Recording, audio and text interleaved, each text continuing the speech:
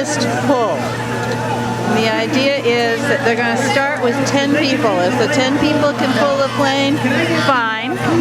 And if not, then they keep adding more people one at a time. And they weigh however many people it was who took to pull the plane. And the team with the lightest total weight wins the event. Here we go. They're getting